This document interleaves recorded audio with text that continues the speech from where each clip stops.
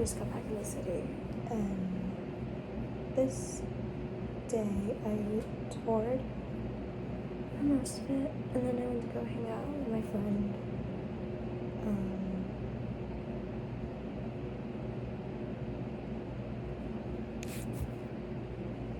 I don't feel like talking. I feel like when it comes to me, I will. Yeah.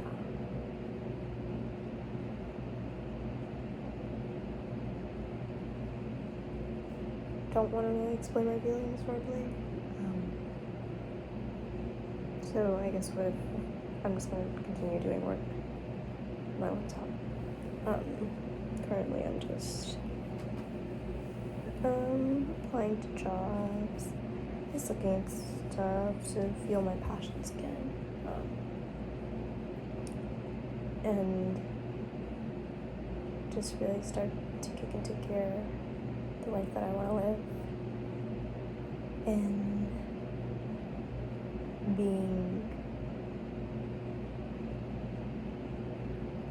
driving my ambitions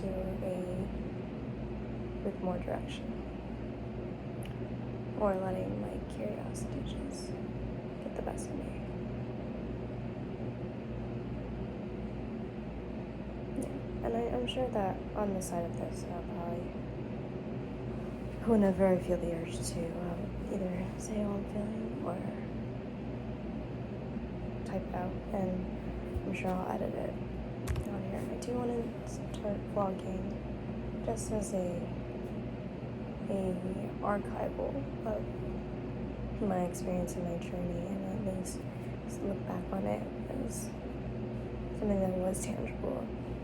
And then as of lately, I've been feeling as though, I don't know, like I just felt I've been feeling very out of my body and disassociating, and I'm starting to become more aware of that.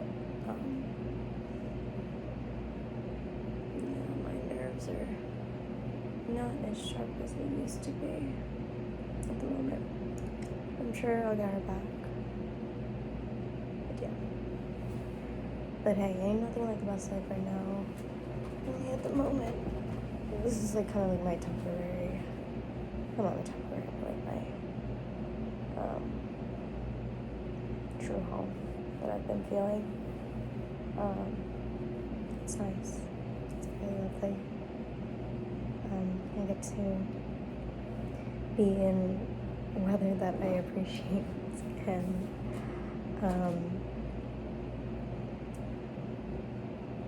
control my own AC. I literally have a in-window fan. Thank you to my subletter before. They got it, and now I also have a mirror. So how lovely is that? Okay, can I not ask for anything more right now? I'm in my warm lighting in bed, doing things that I like on the web, and also being in my favorite nightly wear combo, and that means big T and just underwear. So what more can I ask for? So yeah, I think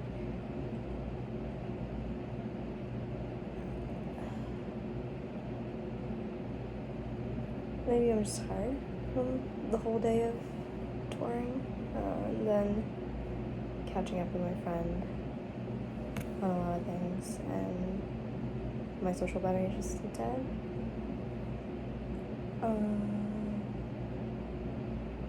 But I think in my heart I feel like I've been feeling not as I am. Does that make sense? I'm sure it will. And I think the full awareness of that is now hitting, or at the very least the way that people have been perceiving me, and then I get really over aware of that. It's always people's perception, and then it goes back to what you think, how people perceive you, and like it's just a cycle that I becoming more aware of, and that also means that I I don't know, I guess grieving of things, but I'd rather be naive and feel and show the love that I want to give, and know that it was real within me and such. Also, I kind of don't look at that, because there's a bit of blood, warning blood. I've healed my scar. Back to what I was saying.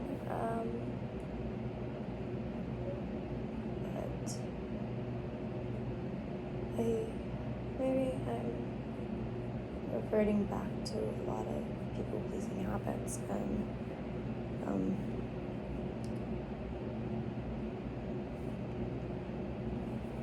because I think at the end of the day, my worst fear is always like being forgotten, and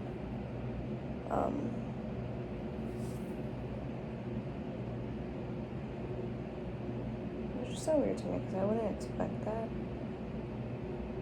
for myself, because I'm I feel so independent, and but I guess that makes sense in tangent with it.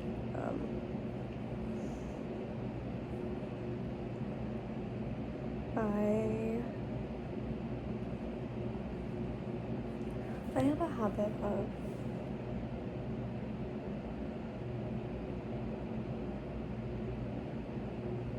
helping. Acts of service is so easy for me to give for my love language wise, but sometimes I give or I help when, even if they don't ask for, or like they, even when it's mentioned that they don't want it, and it's hard for me to fathom that, because I feel like if I'm not helping, am I of value to the person? And then it becomes, is it transactional? I don't know.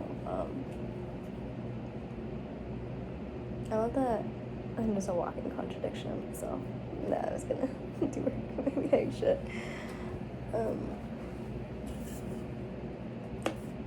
Whatever.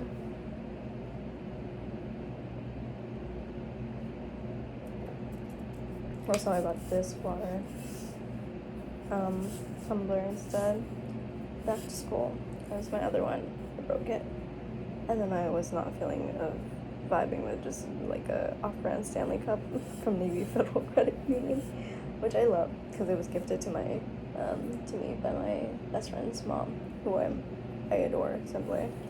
But this is also gifted to me from her dad, so I thought this was a pretty good pair, and I kind of want to stop drinking through a straw because I feel like that's been not helping with my jaw. Question mark? Maybe I just am assuming things. Yeah. Something I do want to mention is lately I noticed that I cry so easily when people are so kind to me, or when I do feel when somebody shows me love and like in a way that I don't think I can fully come to terms with right now, especially with that's something that's not romantic. After receiving such for a few months now, and then to not, it's a weird thing to calibrate, especially when I don't know, especially when I was hoping for a lot of things. But you know, life is life, and I still, regardless of me having hopes for it and being aware that it might not come to fruition when I start school, I know that it'll look different. I don't know how. I don't know with who, what, where. I'm not talking just about like romance.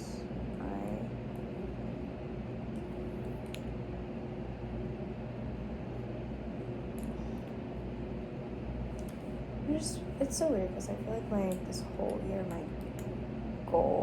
my main goal was to truly outwardly love people that I adore,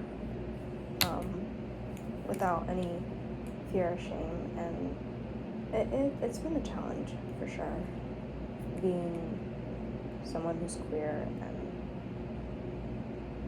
also very avoidant. I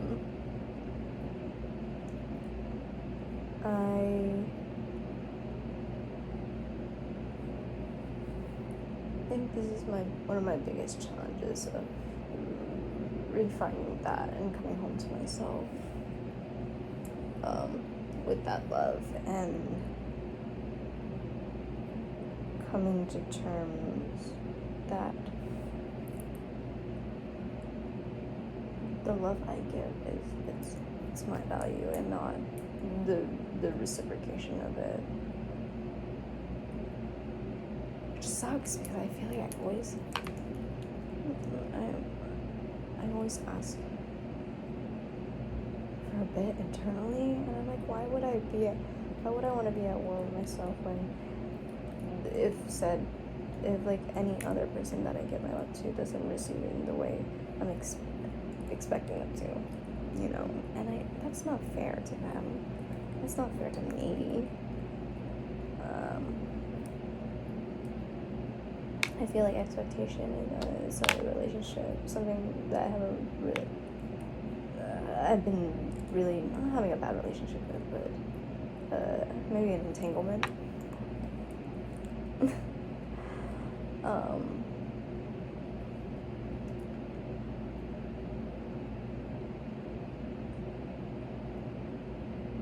Yeah, it's a word that's been on my mind. That besides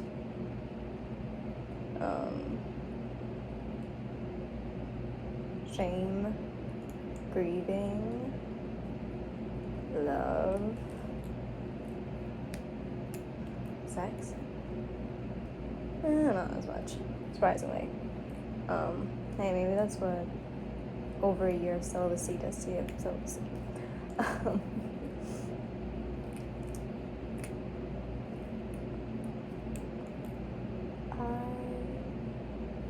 But yeah, I went off tangent with that, but back to me. I noticed that I would cry when I see the kindness and love that people give me, and there was no expectation towards it, you know, or at least I didn't feel it, or like I felt so like loved. One thing, the first one that I noticed was when I was calling my own financial aid office from my school, and the lady was so sweet. She really was telling me the process of it, and really checking up on like what is going on with my own like financial situations. In technical terms with how it's been processed, and I felt like she really was like someone that like cared for students and their concerns on finance, and I think that touched me too, because I think during that period specifically I was so low, And like, again, I'm like tearing up thinking about that. Like, it was such a sweet gesture that even I don't think will she'll never know on her end, but like it's something that holds dear in my heart. And after that, I was like crying.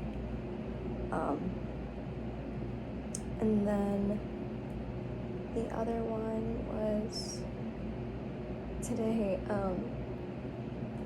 I got to see my friend, and then we went to the dog park, and then like I've yet to like feel so like coddled or like seen when she was staring at me. I haven't had a sweet gesture of like directly staring into somebody's eyes and listening, and it was so tender. Even when my social battery was really dying from all the touring, and then we bumped into a friend of ours, and I haven't seen that friend in so long, and they gave me like the most sweetest hug, and like I haven't, like, mind you, I'm a person who I'm physically touch starved. I love it, but then as with my own like relationship with it and my past experience with it, I get really scared because I don't want to inflict harm on anybody. You know, not in like the sense that I have a temptation or something. It's mainly just like being a queer body and being scared to be called a perv, and it sucks. Like it's rooted. But I love a hug from a friend, and that one was like, I haven't felt it so long, and like I can already just like, I'm like reminiscing of like the feeling in itself, and like the way that like they really like shook me, and like yeah, it was so nice seeing them. I haven't seen them in so long. Yeah, glad we got to see them in the midst of the East Village. And then I find sweet gestures in my hometown friends too, and they know I care for them a lot deeply. Like from the way that they would pay for like my meals sometimes. They pay for my meals when the day of me heading to the train station, even though I insist that I'll pay. They never do that. They never back down, and I can't really say no. Or the way that they would offer like help for me, because they know that I'm not much of a person that likes to be asked for help, and that usually is my downfall.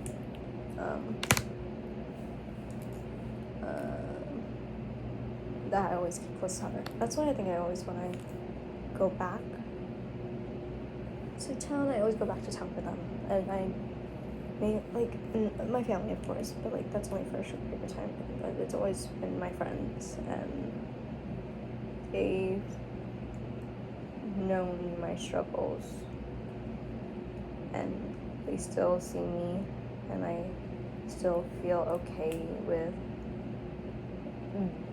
being myself, even in a town that I feel as though I have to project a certain image with, so I'm safe, you know. And like I'm able to do like a lot of neurodivergent things that are not acceptable in society, like stimming, or like when it comes to like just like stimming auditory with random verbal stuff, or like fidgeting like this, or not being able to look at them in the eyes sometimes, and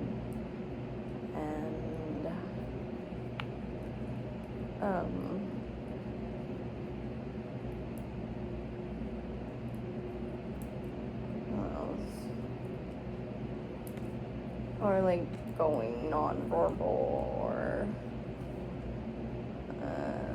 going, I don't know. It's always when I'm with them, like I can see the cogs working really fast over here, and it really confirms my brain being very neurotic. So I really, I think coming to terms and saying this out loud, that I have people that love me, even when there's at the moment a time where I don't feel as loved. Ooh, tears. It's gonna be like a whole ass vlog. What the fuck?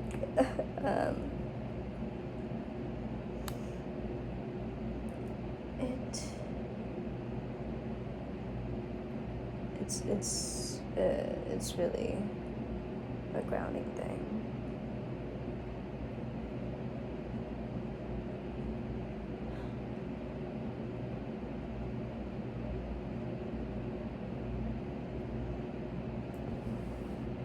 God, I love my friends. From old ones to like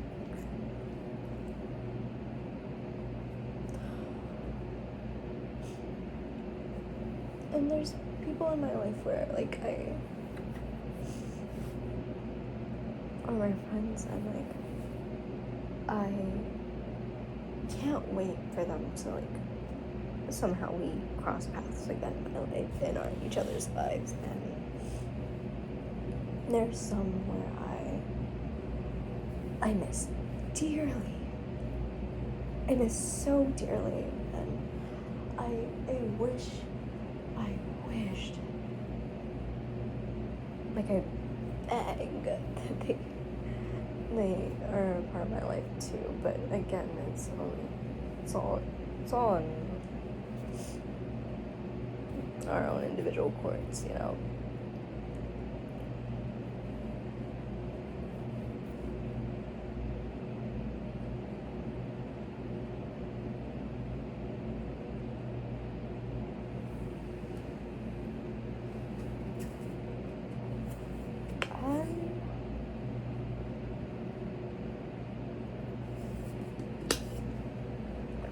I know that one day there'll be a day where I will feel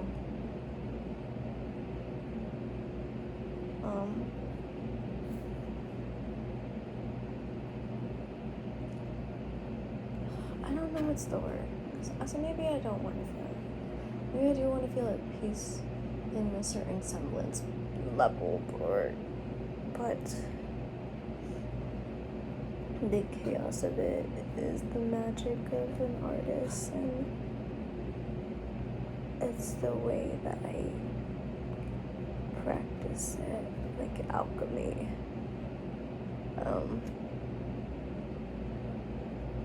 Is what makes me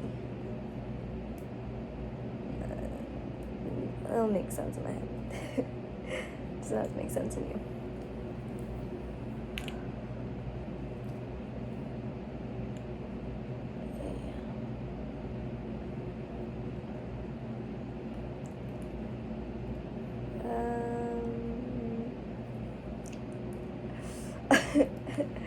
My room's a mess. That makes